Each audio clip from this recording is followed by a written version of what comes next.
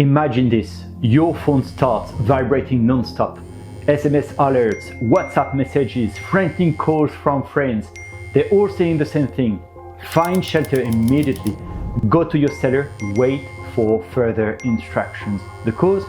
A missile launched from Russia, a weapon so powerful it could flatten entire cities in minutes.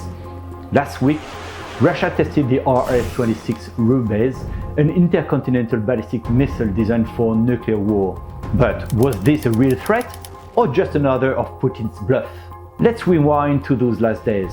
Ukraine deployed its new ATACMS missiles, and for the first time, the United States allowed Ukraine to use weapons with significantly higher ranges than before. Previously, Ukraine relied on missiles with a range of around 80 kilometers or 50 miles, such as the HIMARS rockets. But ATACMS changed the game, boasting a range of up to 300 kilometers or 190 miles, 94 times as far. During this period, a first wave of strikes targeted a massive ammunition depot in the Bryansk region, well beyond the reach of Ukraine's earlier arsenal.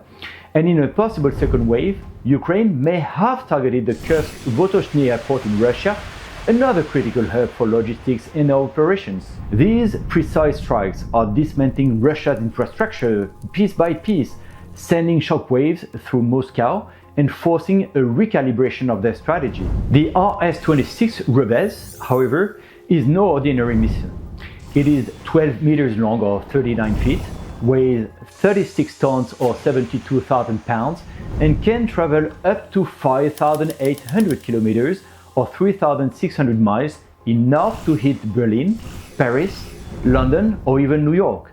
It carries up to 4 nuclear warheads, each with a yield of 300 kilotons, 20 times the power of the Hiroshima bomb. Traveling hypersonic speeds of Mach 20, it is nearly impossible to intercept. So why did Russia showcase this missile now? Timing is everything.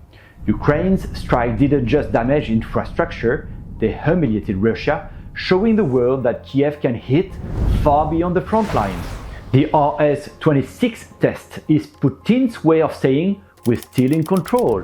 It's less about military strategy and more about psychological warfare. But let's be real, using the RS-26 with nuclear warheads is highly unlikely. Here is why. First, a single strike on a city like Berlin or New York would trigger NATO's full retaliation, devastating Russia entirely. Second, at $100 million per launch, Russia can't afford to waste these missiles, especially under crippling sanctions. Third, Russia risks alienating its key partners like China and India, who have consistently called for de-escalation. The truth is, Putin's nuclear rhetoric isn't aimed at Washington, it's targeting Europe.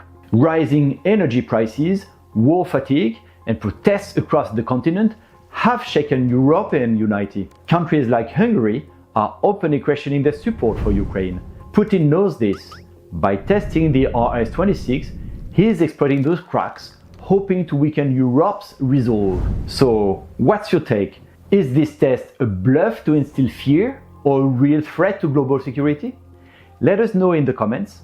And if you missed our deep dive into Ukraine's ATACMS strikes, check out that video next. It's a game changer in this conflict. Don't forget to like, subscribe and hit the bell icon for more insights. Merci et à bientôt.